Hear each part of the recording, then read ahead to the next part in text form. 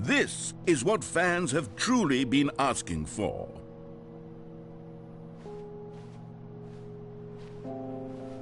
Calling it the Stanley Parable 2 is just so much catchier than Ultra Deluxe, don't you think?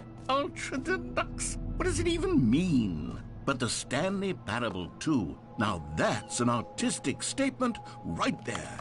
It's future-oriented. It screams progress and innovation and long-term franchising potential.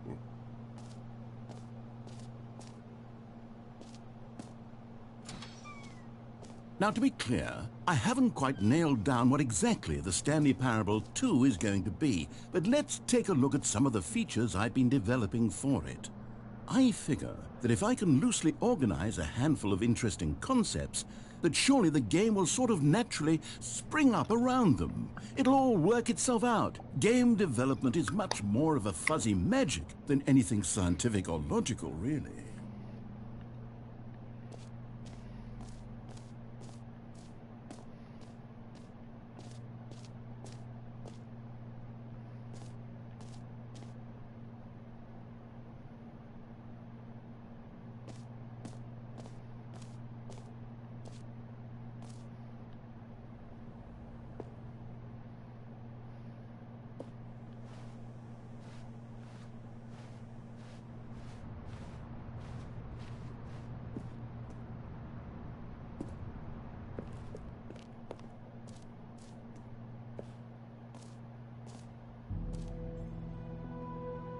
Here we are. Go on, try out some of the new features.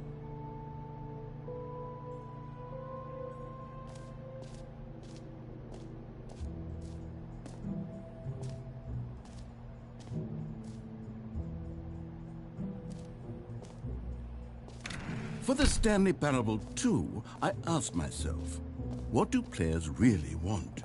And of course, the first and most obvious answer is that they want to be individually recognized and validated as people.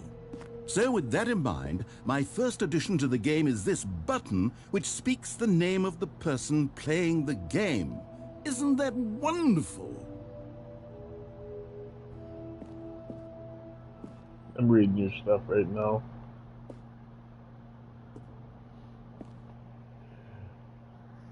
It's nuts.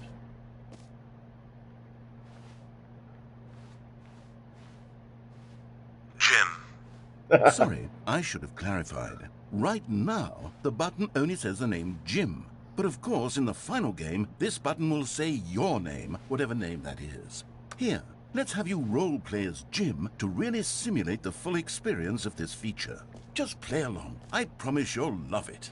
Okay, here we go. Let's take a deep breath, clear your mind, forget whoever you are, and simply become a person named Jim.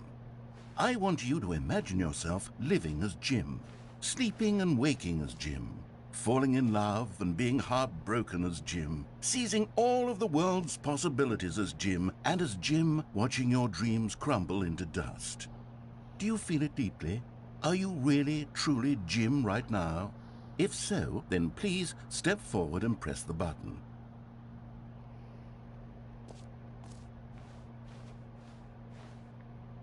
My name is Jim. Jim. Whoa. Yes! You see? What a thrill! What a rush! That was you! It's The button crazy. described you. Do it again, do it again. That's me. Jim. It hits even harder the second time. If this were the only new feature in the Stanley Parable 2, it would still be worth the money. Let's take a break from the Jim button. I'm too emotionally drained from all of this personal validation.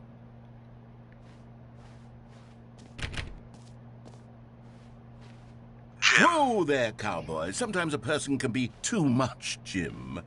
I'm putting the Jim button away. Otherwise, soon you'll start to lose Jim. all sense Jim. of who you actually Jim. are. Jim.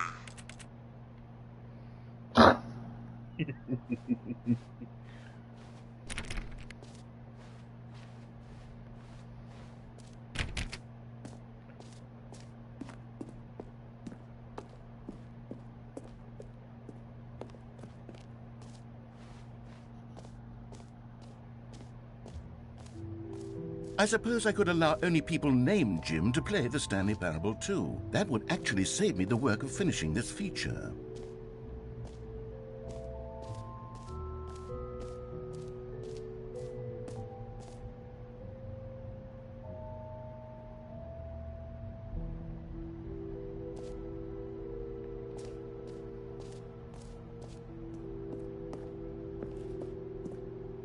A common complaint of the Stanley Parable was that it was confusing and paradoxical, that it engendered a chaotic sense of reckless despair in those who played it. Well, I am happy to say that after much consideration, I've engineered a clever solution to this fundamental problem with the game.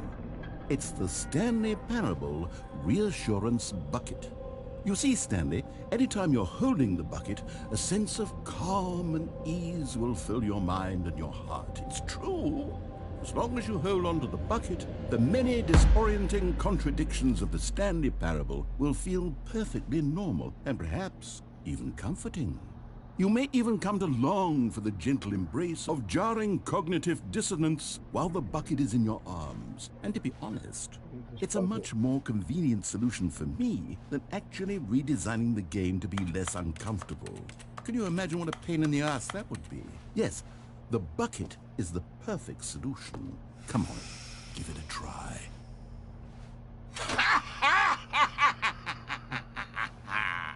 Can you feel it?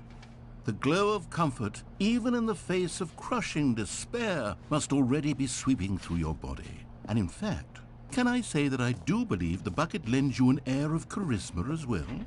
I think that just holding it has made you the slightest bit more attractive as a person. The benefits of the bucket seem to go on, don't they? All this and more await you in the Stanley Parable 2. I love it.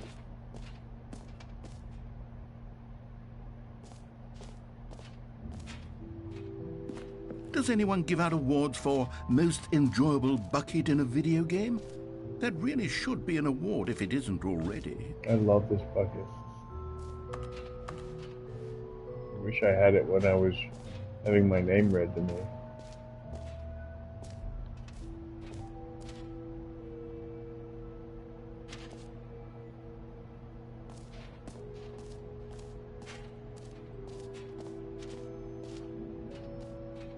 Okay, I'll be honest, I haven't yet decided on this one. I think that in the new version, the office could use a bit of decoration, like balloons. But I'm undecided on Get Well Someday and Happy 12th Birthday. Which would you go with? Get well someday. Oh.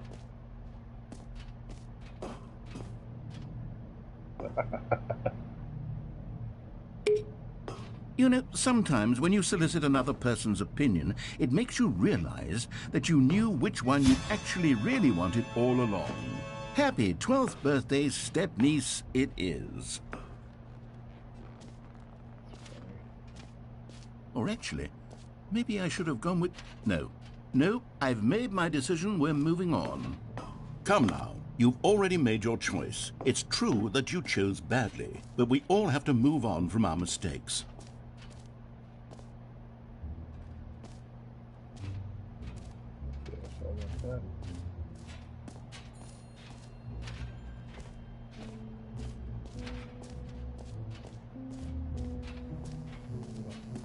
Now, here's something special. You remember that broken test trophy that got left in the game on accident?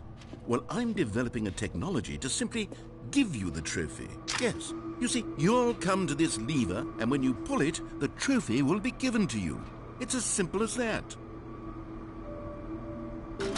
Okay, perhaps I should have clarified. This is technology that will exist. Right now, the trophy is still fully broken. I'm not a wizard, Stanley, but I guarantee it will be fixed in the sequel to at last satisfy the hordes of ravenous fans all over the world who have been uproariously demanding this feature. Gamers, we hear you, and I promise it will happen. That's rude.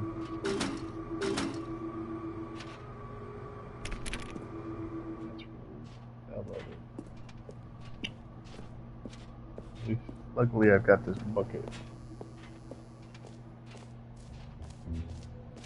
What else? What other exhibits haven't we seen yet?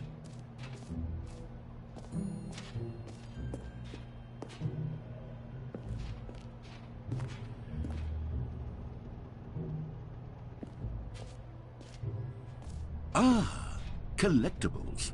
Now it's a real video game. In the Stanley Parable 2, you'll run around gathering up these miniature Stanley figurines. And what's truly innovative is that there will be no reward for collecting all of them. I don't want to stifle the intrinsic joy of watching a number go up. You simply collect all of them, and then you move the hell on with your unremarkable life. The hell?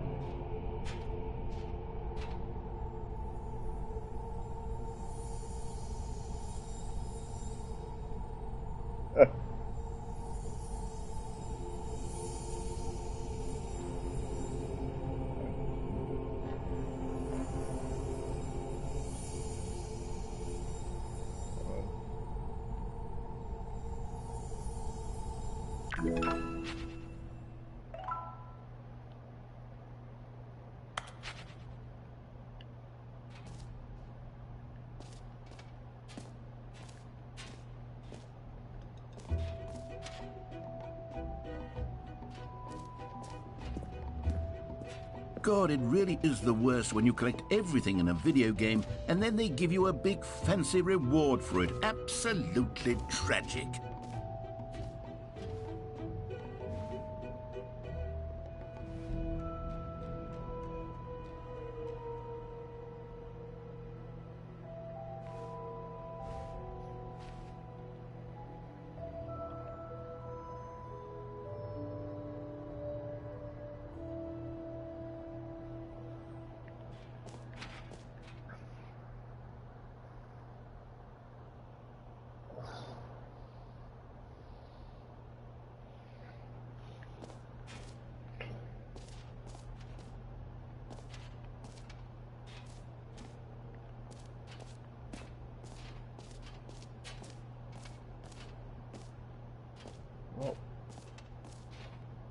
You know what? Let's bring the jump circle back for Stanley Parable 2 as well. It's... Oh, wait. You already spent all your jumps the first time we saw the jump circle. Oh, well. I suppose it can just be a nice decorative piece, then.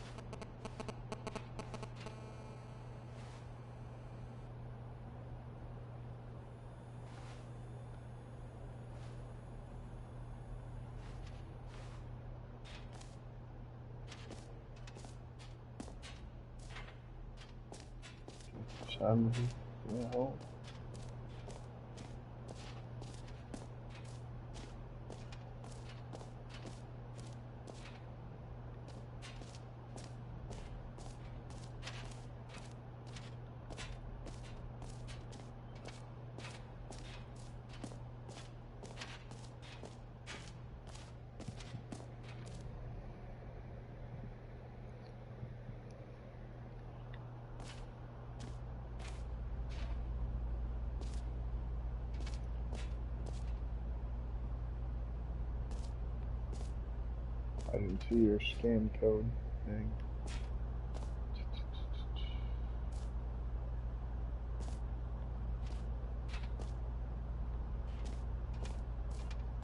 Stanley, here's an idea that I'm truly fond of. It's never been done before in a video game. This is, in fact, a hole that you can fall down forever. That's right. Infinite falling. You can fall until the end of time, if you like. A stunning leap forward for video games as a medium.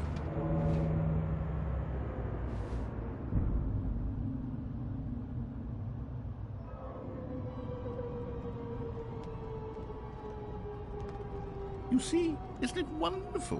One of my more ingenious concoctions, if I do say so. Now then, since you've gotten to see the infinite hole, you can press the teleport button to pop back up to the top, and we can continue onward. Now, I don't mean to be a bummer, but I do recommend you use the teleport button to go back to the top. Maybe do it on the sooner rather than later spectrum of things.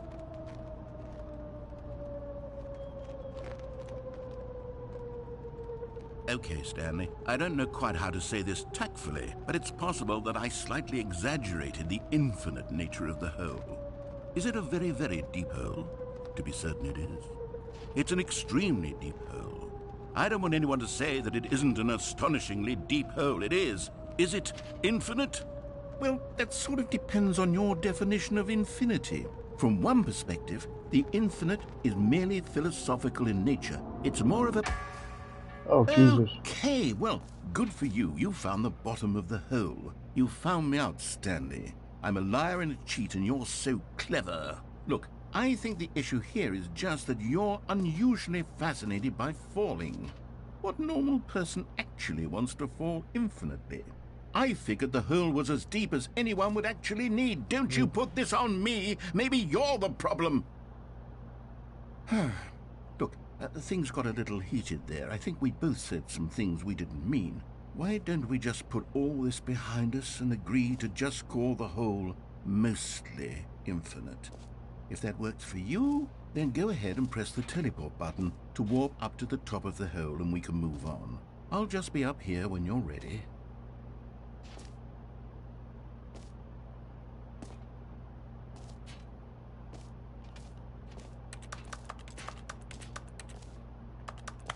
Great. Now, I'm very excited to show you even more of my ideas for the sequel.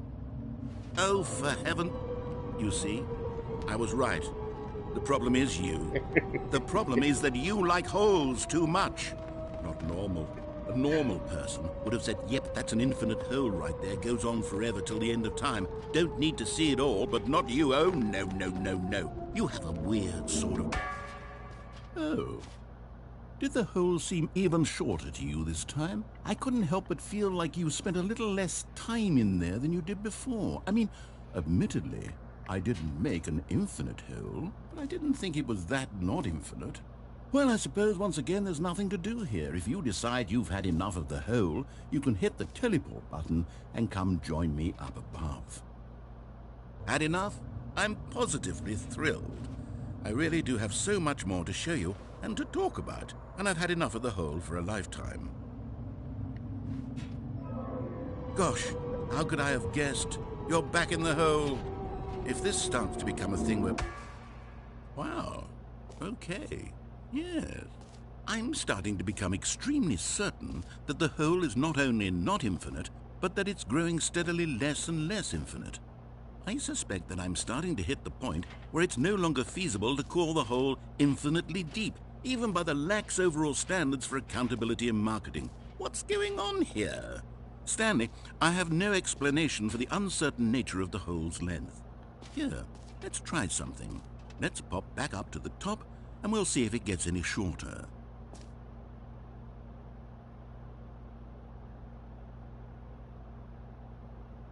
Well, there it is. The shame of my lie has come to haunt me. Not only is the hole not infinite, but it's barely even a hole at this point.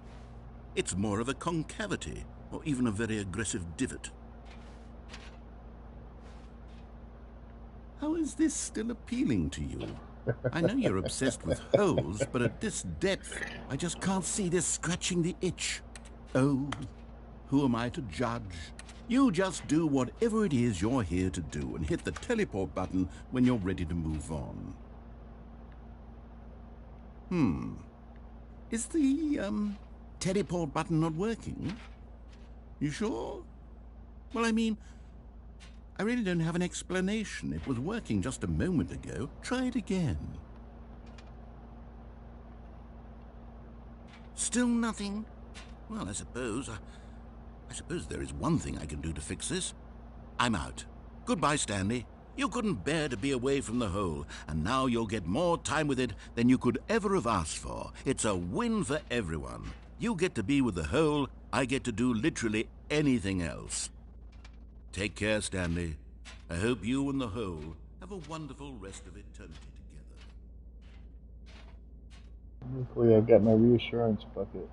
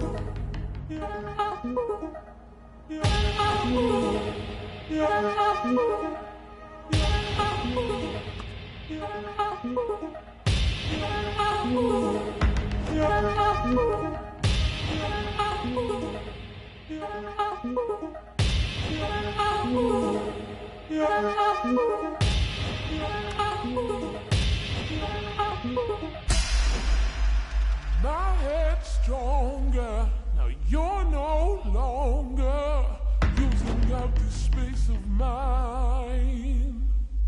My head's stronger, now you're no longer using up this space of mine.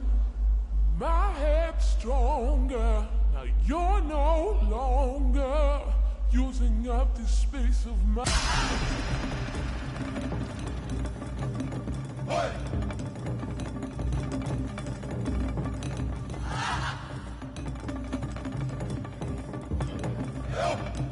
I love this game, actually.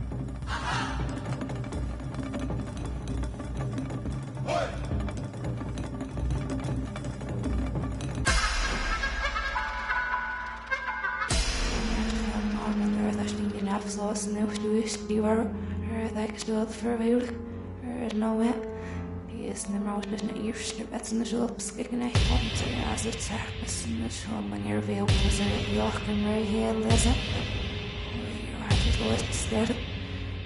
Is ik laat dus dat aan vet zie echt mes verder with it. Er is no better there no daar vast na mom.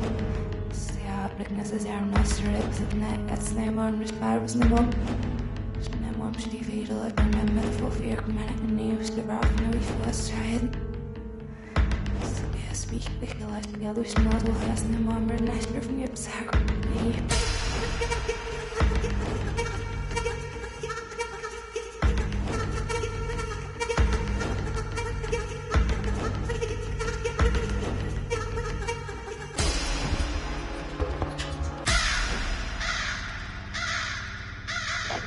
And now the crows.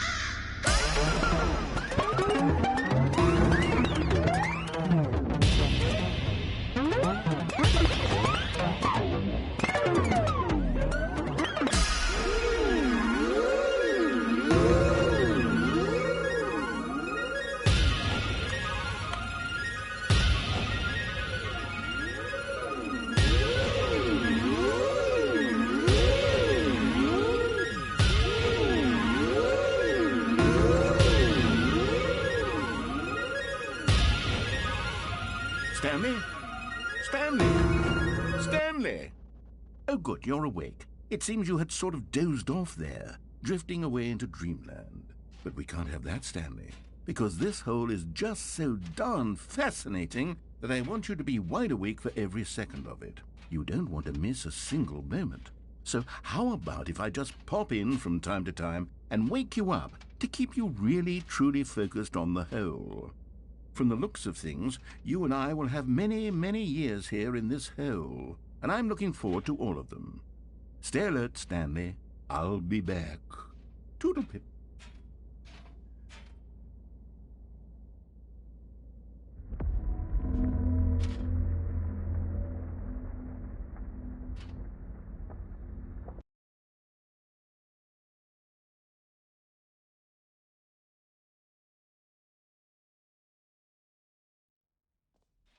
Here we are. Go on, try out some of the new features.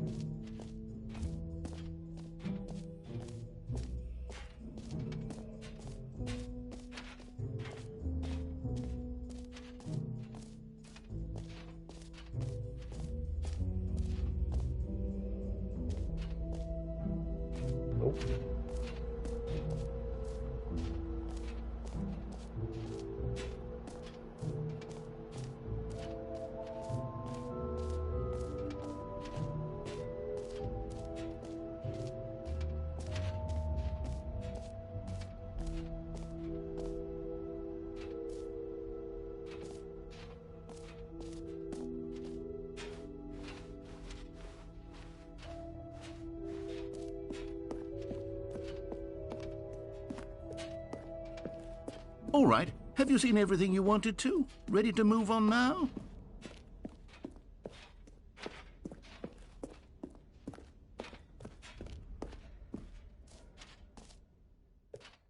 So, Stanley, what do you think? Do you like all of the new features? Yes, I know it's not exactly clear yet how exactly these features will come together as one single coherent video game, but I can feel it in my soul. It's going to work. There's definitely a good game in there somewhere. Say, let's do an experiment. I'll arrange these new features together, and we'll see whether or not it coheres into a meaningful gameplay experience. Okay. Are you ready? Here it is. I give you the Stanley Parable 2.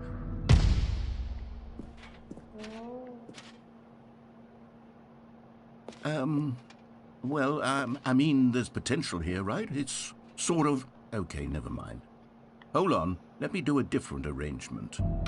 Okay, yes, this is much better. I feel good about this. Here we go. Version 2. Who am I kidding, Stanley?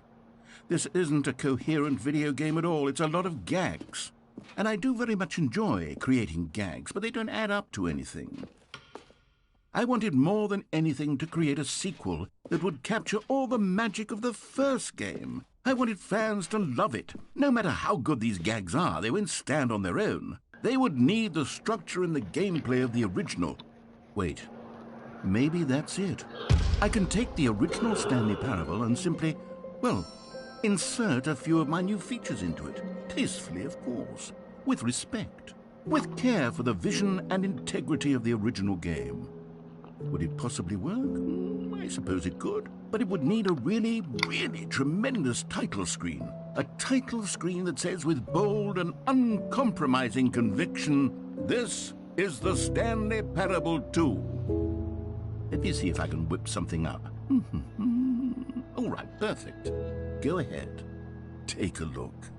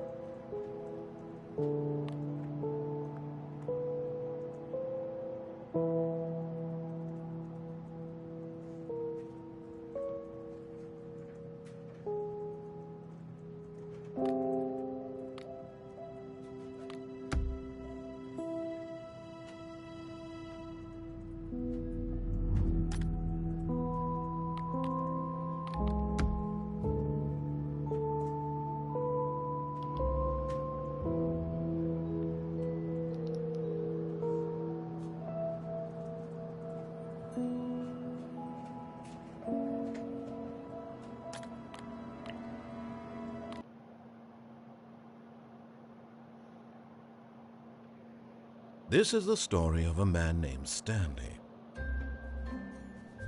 Stanley worked for a company in a big building where he was employee number 427. Employee number 427's job was simple.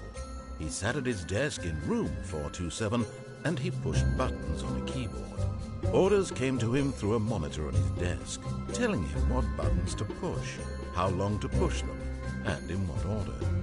This is what employee 427 did every day of every month of every year. And although others might have considered it soul-rending, Stanley relished every moment that the orders came in, as though he had been made exactly for this job. And Stanley was happy. And then one day, something very peculiar happened. Something that would forever change Stanley. Something he would never quite forget. He had been at his desk for nearly an hour when he realized that not one single order had arrived on the monitor for him to follow. No one had showed up to give him instructions, call a meeting, or even say hi. Never in all his years at the company had this happened, this complete isolation. Something was very clearly wrong. Shocked, frozen solid, Stanley found himself unable to move for the longest time. But as he came to his wits and regained his senses, he got up from his desk and stepped out of his office. All of his co-workers were gone. What could it mean? Stanley decided to go to the meeting room. Perhaps he had simply missed a memo. Stanley picked up the bucket.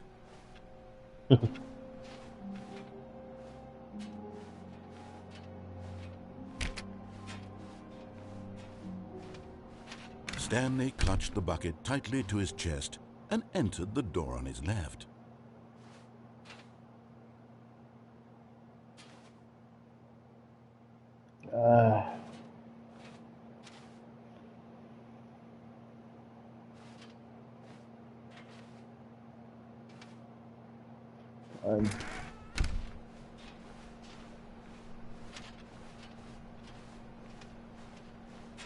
Still no one was here. Stanley needed the bucket's warmth and comfort now more than ever. Perhaps his boss's office was where he'd find answers.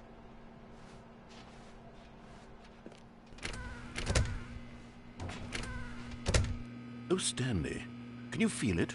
The broom closet. It wants the bucket. You can feel that, can't you? The aura of jealousy? It's as clear as day. This broom closet believes it deserves the bucket. I can really feel it now. It's a bucket. It belongs in a broom closet. That's what the broom closet is trying to say here. It's supposed to go with the other cleaning supplies. Good for you, Stanley. Don't give in. Don't hand over the bucket. I know how hard it must be, given the pressure that the broom closet is putting on your shoulders right now, but you have to be strong. This is your bucket. This is your companion and lifelong friend. You can't hand it over. Oh, no. We're getting into name-calling now, it seems. Is this how low the broom closet has sunk, that it has to resort to this stream of petty insults simply in order to get you to hand over the bucket? Stanley, I never liked this broom closet for a variety of reasons, but even this is worse than I had imagined. And wait, now the broom closet has the gall to imply that you and the bucket are not truly deep and lasting friends? That your relationship is purely superficial and convenient? That your life is so banal and meaningless that you'd feel the same sort of kinship towards any inanimate object which happened to lay in your path in an even partially enticing manner? Well, I never. Go on, Stanley. Lay into it. Really tell the broom closet off for its demeaning comments. Expand on the wide variety of experiences you and the bucket have shared together. Go through each of them point by point. Share your journal entries detailing the rich emotional landscape of your feelings for the bucket as they have changed and evolved over the years. Let him have it.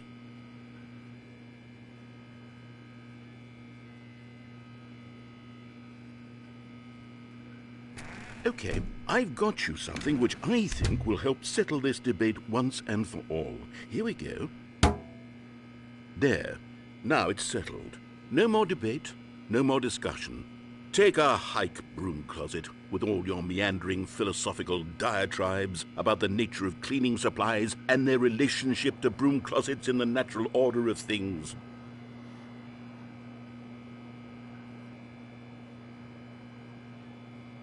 All right, I've got a second sticker back here, and I'm going to slap it on as well because I think it's appropriate. You see? I feel that it works because the sticker is also a bucket. That way, if you're ever unsure whether the thing you're holding is a bucket or not, you can look down at this sticker and say to yourself, "Ah, it's a bucket." There really is a wide variety of applications for this sticker.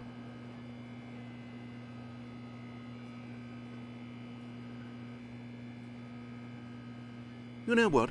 I could take the name-calling and the dismissal of your kinship with the bucket, but now the broom closet is just giving us the silent treatment. And to be honest, I'm sick of the pettiness on display.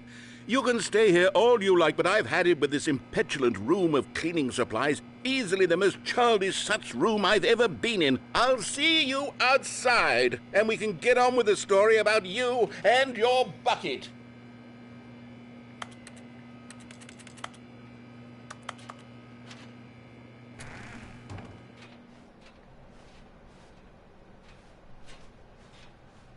Coming to a staircase, Stanley and the bucket walked upstairs to the boss's office.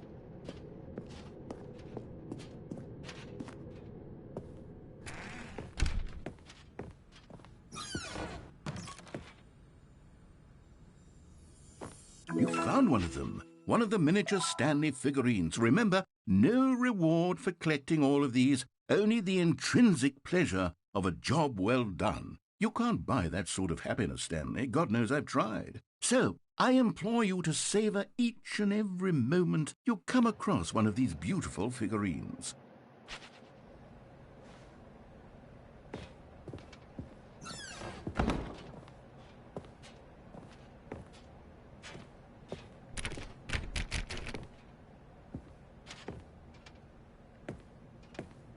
Stepping into his manager's office, Stanley was once again stunned to discover not an indication of any human life.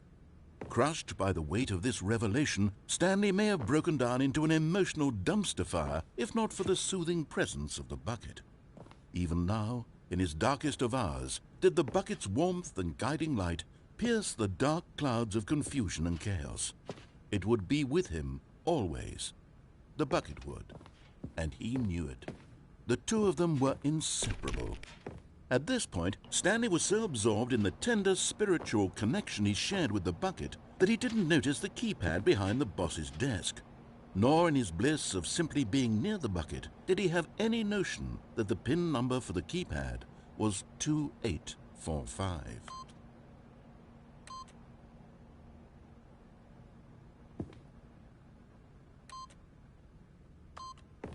But Stanley guessed the correct code by sheer luck. Was it that the bucket knew all along? Was the bucket guiding him? Yes, this is certainly the most logical explanation.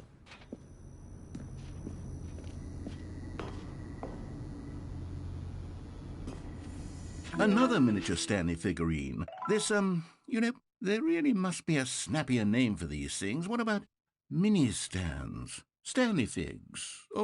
What about Stanlerines? Yes, I think I like that. Another Stanlerine under your belt.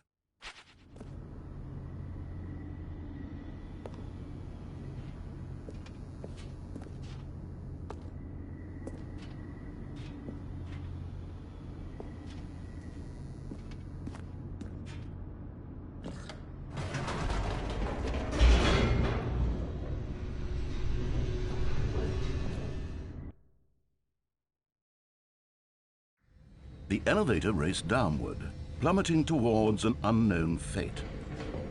It would be all Stanley could do to keep himself together, if not for the bucket.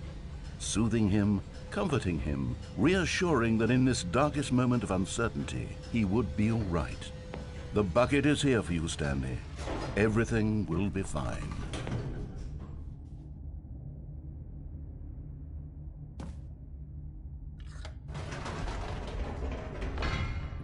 Wait, Stanley said to the bucket. Can we go back up? When I was pressing those keypad buttons, there was something very intriguing about the number 3. I want to go back so I can try pressing the number 3 again. The bucket said nothing.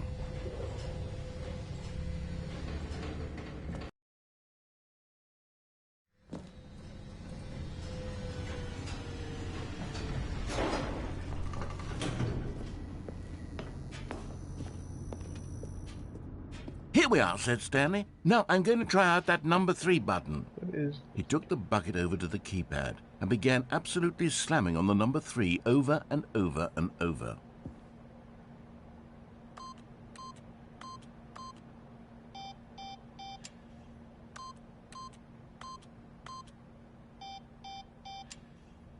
Well, he said, the number 3 is such a special button. I'm having the time of my life. Stanley looked expectantly at the bucket, but the bucket remained silent. This was a shock to Stanley, who had always felt such a connection with the bucket. How was this not as exciting to the bucket as it was to him? Once Stanley had had enough of the number 3, he got back in the elevator.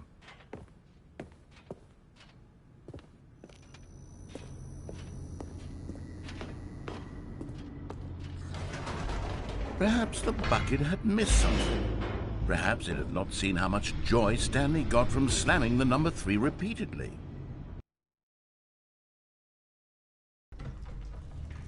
A hint of regret nagged in the back of Stanley's mind. Should he demonstrate the number 3 for the bucket again?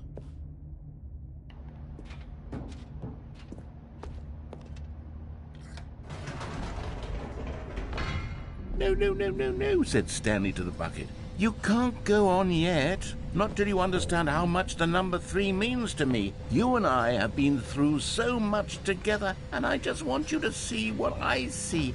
Feel the happiness I feel. He smiled at the bucket, and the bucket said nothing.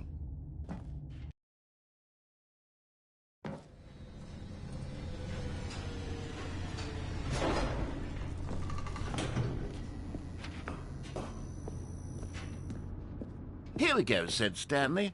This time I'll really show you. He ran to the number 3 and began to wail on it like a musician on a beloved instrument, weaving a concerto of truth and passion.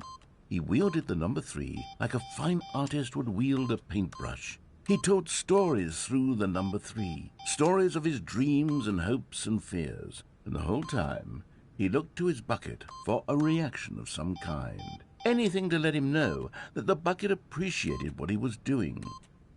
The bucket conveyed absolutely nothing at all, only silence. Crushed by a wave of dejection, Stanley returned to the elevator.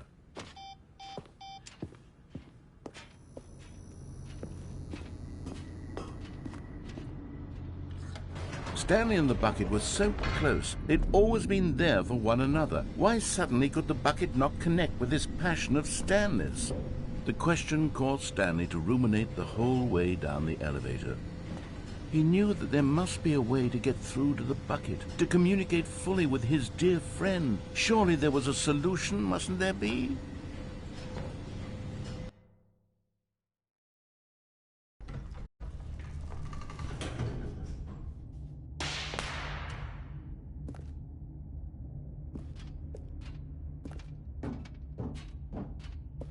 Stanley and the bucket walked straight ahead through the large door that read, Mind Control Facility.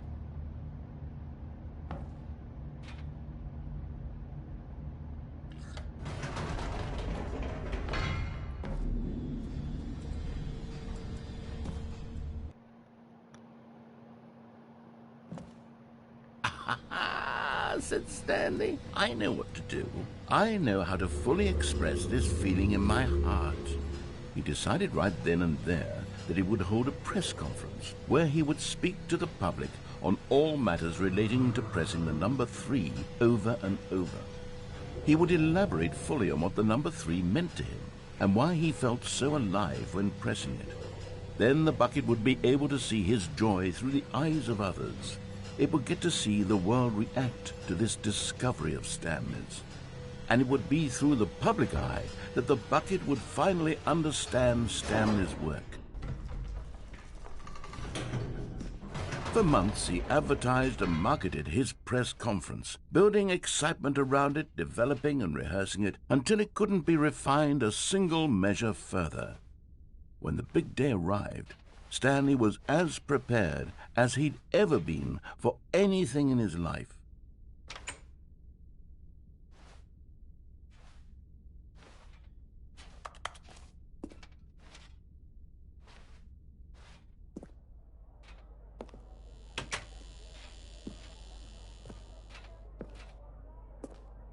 This was it. One last chance to win the bucket over. One opportunity to share a true connection with a loved one.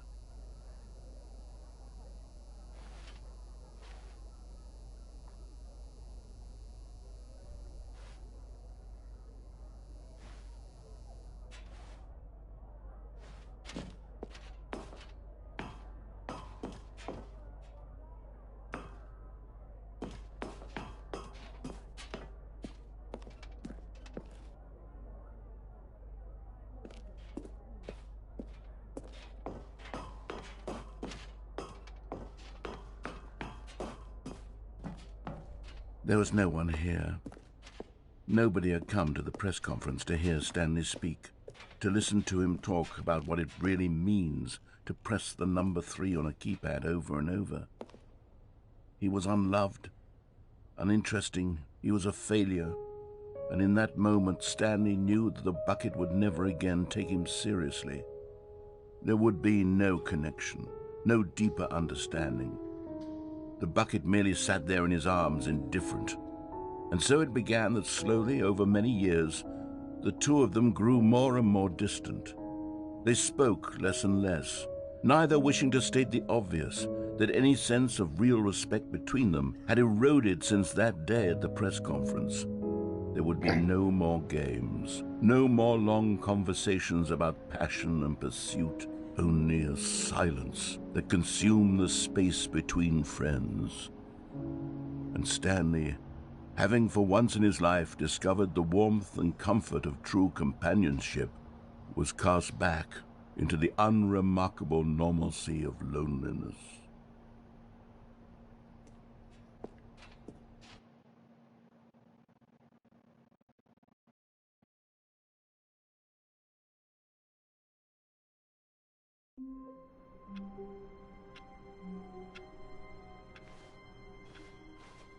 How wonderful.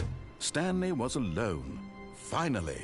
This is great, he thought to himself. This is what I've wanted all along. I got what I wanted.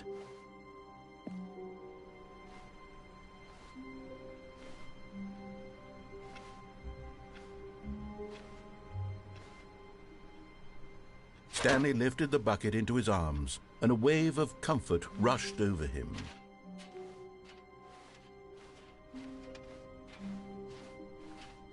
Stanley clutched the bucket tightly to his chest and entered the door on his left. This was not the correct way to the meeting room, but Stanley had felt the bucket calling to him, telling him that the employee lounge was simply the place to be.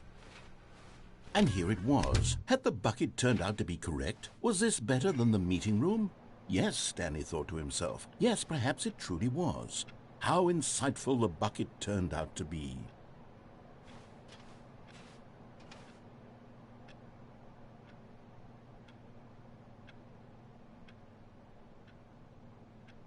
Truly, being here with the bucket was a grand adventure.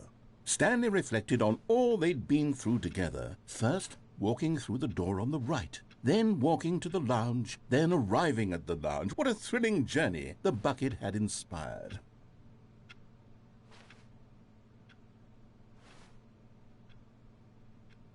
Perhaps this was where the bucket felt most truly at home, here in the employee lounge. Perhaps it's the only place a bucket can even feel at home.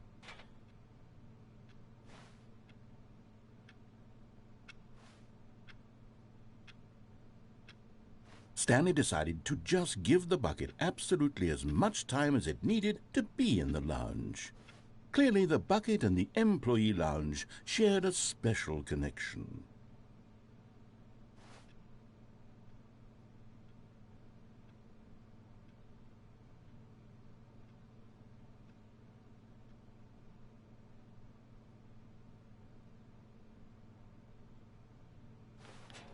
But finally, the bucket was done being in the lounge, and they took the first open door on their left to get back to business. No, said the bucket. don't go to the meeting room. Go somewhere else. The cargo lift, yes. Go. Good, said the bucket. Now ride the lift all the way to the top. There's something up there I need you to do. Stanley did not question why or how this bucket was speaking to him. It should have alarmed him, of course, because buckets can't talk. But Stanley chose not to think about this obvious fact. He was firmly convinced that the bucket had spoken to him, and he unthinkingly did whatever the bucket asked. No, stop. Look there on the wall. You see, there's a sign right there. It says, "No buckets past this point." Stanley, how could you think it was okay to bring the bucket here? Unless... What if the problem is that you actually don't know what is a bucket and what isn't a bucket? I suppose that would explain a lot about your behavior up to this point. I'll be right back. If that's true, well, my goodness, I think we have to do something about it.